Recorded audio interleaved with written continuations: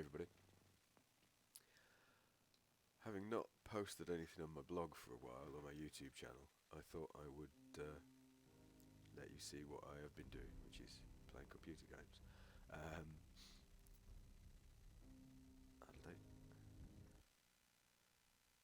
I've been playing the Fallout games since the first one. They were a revelation at the time because of what they allowed you to do. And if you're like me, if you're a gamer of a certain age, you've probably played at least one version of Fallout on one of the various platforms it's come out on. This Fallout 4, was the first one to have base building as a feature. And there's loads of people who've been uploading loads of base building videos. I thought I would show you one of mine. Now this one is just part way through being built, so I'm not going to show you this one. I'll show you the first one I built. Fallout is a very pretty game. I'm using a very widescreen monitor, so it can't really cope with the UI can't really cope with the monitor, so everything's fine except for when I zoom in through my scope and I get these borders. So let's go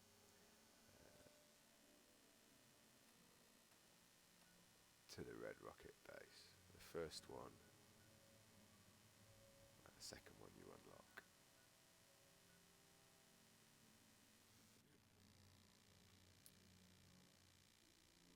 I don't know if these kind of videos are of any interest to the people who are following my blog and my channel, because like I say, most of it is modelling and painting content, but I started a new job about a year ago and it's taken so much more of my time that very little modelling and painting has been done.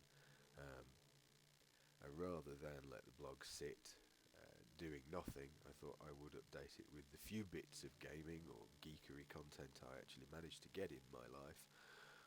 And returning to the OBS software that I was using to record the last few videos of paint tutorials, it's so easy. You can just kind of point your camera at something, turn it on and start capturing.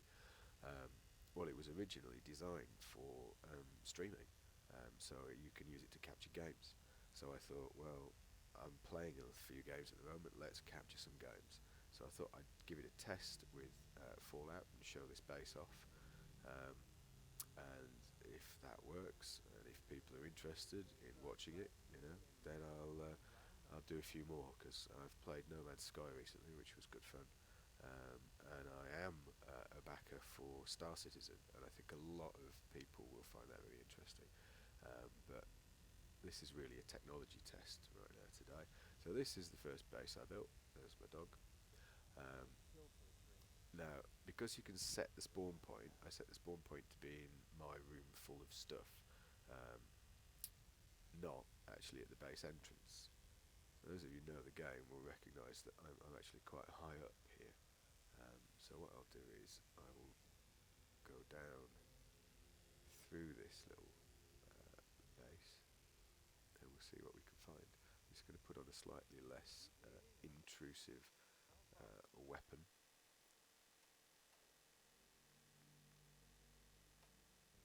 That should be a little bit less intrusive.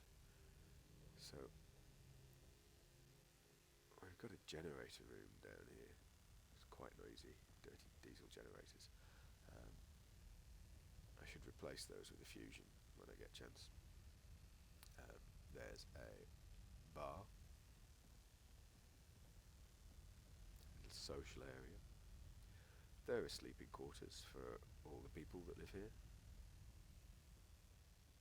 There's a couple of floors of those. Nice mortar there. When you start, this base is just a truck stop. You can see the roof of it. So that plane there is just the roof of the truck stop. Panorama. A few inhabitants. Some farming. And quite a few security outposts watching the approaches. You do randomly get attacked. they'll often come either from down there or more commonly from over that way. There's probably a few bodies laying out there.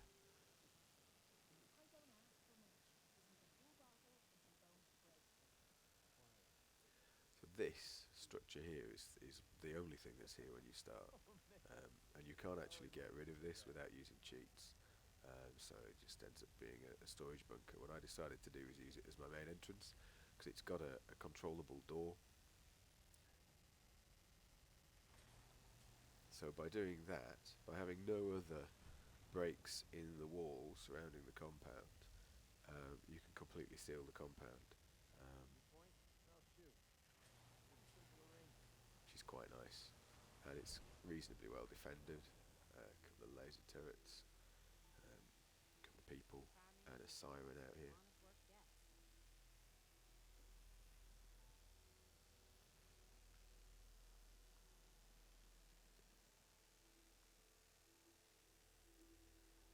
Oh, don't get too close to those. So there are laser traps. They aren't, shouldn't be active because what I did was you've got like cabling and power and switches, and the NPCs will press switches under certain conditions. So up there, that right there is an alarm tower. Okay, so when this watch person sees stuff moving out here, they'll hit that alarm button.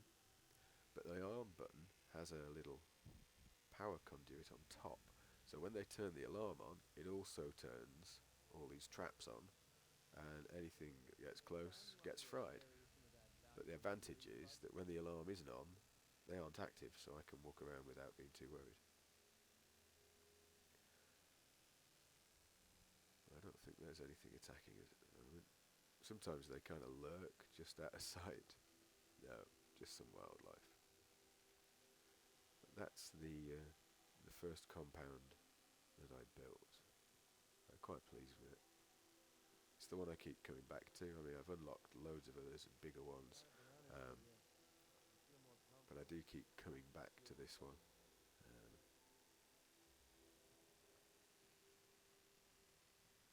So your average visitor would come in through here. Oh hey, guns.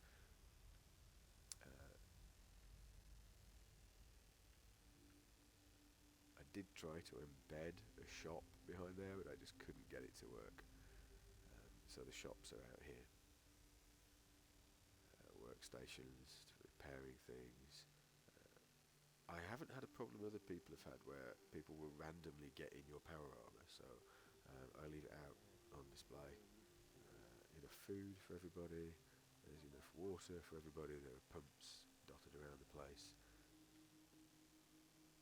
Little communal cooking and eating area, scavenger reports in over there, you can ring the bell and grab everybody. Shops on this little platform here. Doesn't really do anything, I should get rid of that. And then most of the rest of the base is either dedicated to leisure activities, as in places for NPCs to sit when they aren't manning the walls, or defences. And a mortar, because you've always got to have a mortar.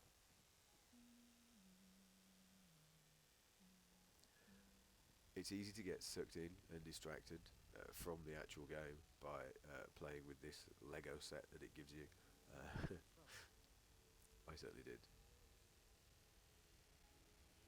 So, I'll make a few more videos on different games, show you some gameplay. You never know, it might get other people like me, geeks of a certain age, into playing particular games.